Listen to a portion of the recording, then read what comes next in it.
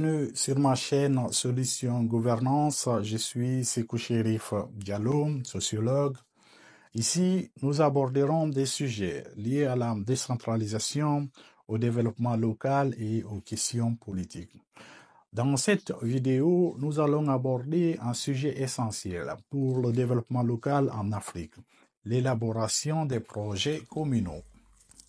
Les communes jouent un rôle essentiel dans le développement économique, social, sanitaire, éducatif et culturel de leur territoire.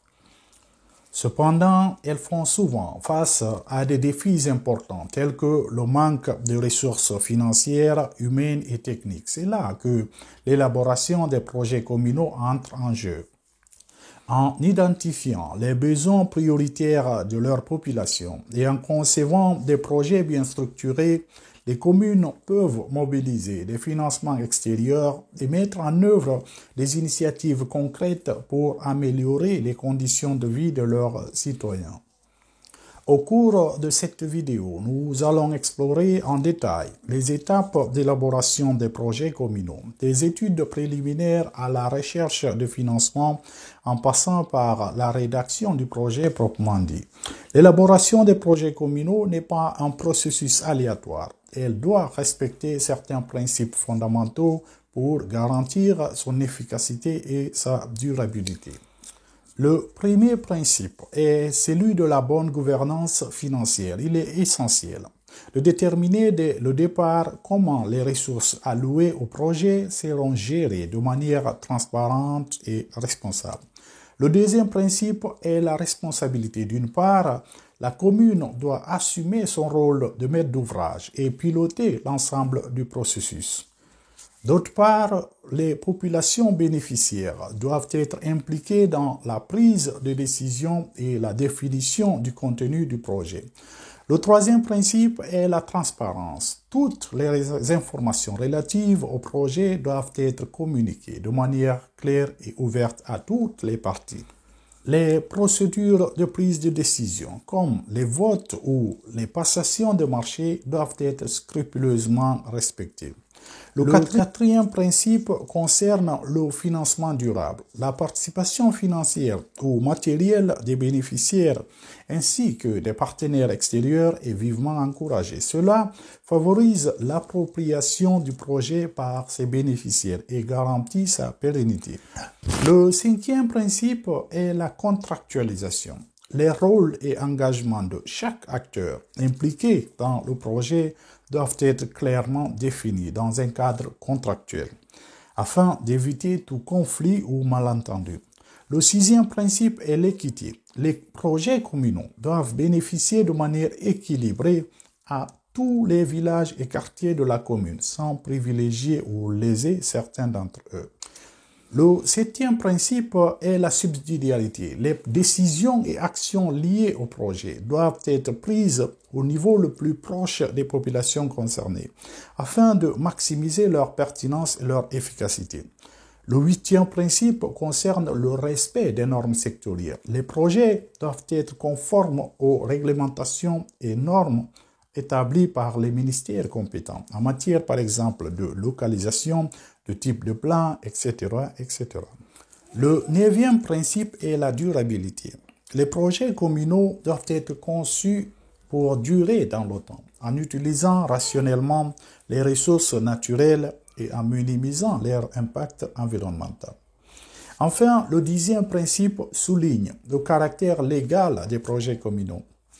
Ils doivent être approuvés par le conseil municipal, respectant le cadre juridique en vigueur. L'élaboration des projets communaux ne peut se faire en vase clos. Elle nécessite la participation active de différents acteurs, chacun apportant son expertise et ses ressources spécifiques. Tout d'abord, les populations bénéficiaires jouent un rôle central. Elles doivent identifier les problèmes auxquels le projet doit répondre, décrire leurs attentes et évaluer leurs contributions éventuelles, que ce soit en nature ou en espèces. Ensuite, le conseil communal est l'acteur clé. Le maire, en tant que maître d'ouvrage, est chargé de piloter l'ensemble du processus, de mobiliser les moyens financiers et humains nécessaires et de superviser le déroulement du projet. Les services déconcentrés de l'État apportent leur expertise technique et administrative. Ils veillent au respect des normes et des politiques sectorielles et peuvent contribuer à l'élaboration des plans, des devis, de la passation des marchés et du suivi des travaux. Les projets, programmes et ONG sont des partenaires précieux. Ils peuvent fournir une assistance technique et financière ainsi qu'un accompagnement dans l'identification, l'élaboration et la réalisation des projets communaux.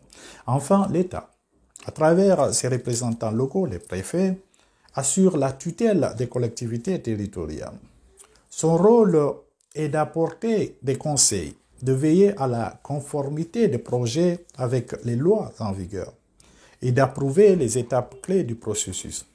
Cette diversité d'acteurs impliqués peut représenter un défi en termes de coordination et de communication.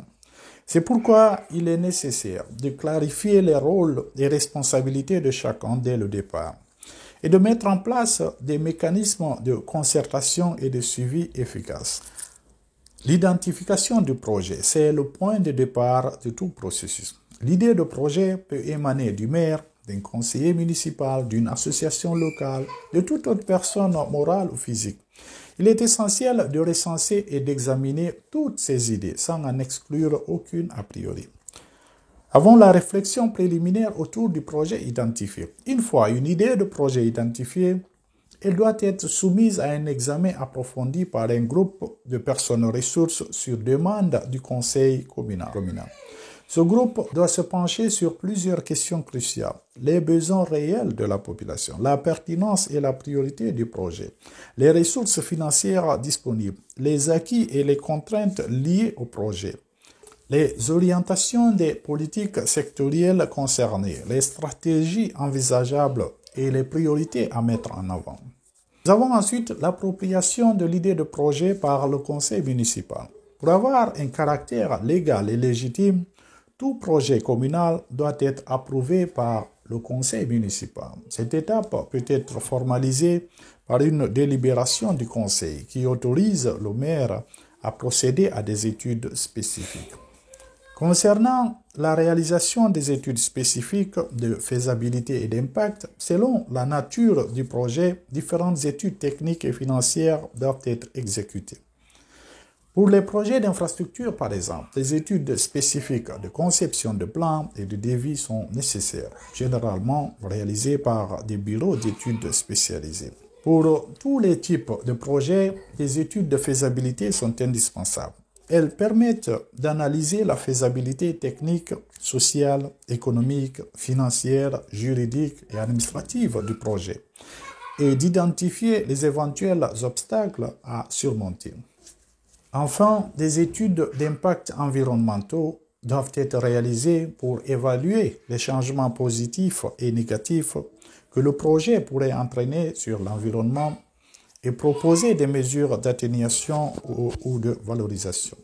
Concernant la rédaction du projet communal, une fois toutes ces études réalisées, il est temps de rédiger le document de projet proprement dit. Ce document doit présenter de manière détaillée et structurée toutes les informations clés. Identification du projet, contexte et justification, objectifs, résultats attendus, activités à mener, organisation du travail, études de faisabilité et moyens à mettre en œuvre. La rédaction du projet doit suivre un plan clair et adapté à la nature et à la complexité du projet. Elle doit également prendre en compte les éventuelles toiles imposées par les bailleurs de fonds potentiels. Nous avons enfin la préparation de la recherche de financement. Avant de pouvoir réaliser le projet, il est essentiel de préparer soigneusement la recherche de financement. La commune doit tout d'abord déterminer et inscrire dans son budget sa propre contribution financière. Ensuite, elle doit s'assurer de la capacité des bénéficiaires directs à mobiliser leur part de contribution, le cas échéant. Et enfin, il est nécessaire d'identifier les partenaires financiers potentiels, bailleurs de fonds, ONG, etc., et d'analyser leurs conditions de financement afin de préparer des dossiers de demande de subvention ou de prêt conformes à leurs exigences. Comme vous pouvez le constater, L'élaboration des projets communaux est un processus complexe mais indispensable pour impulser un véritable développement local. J'espère avoir réussi à vous transmettre les éléments clés sur ce sujet fondamental.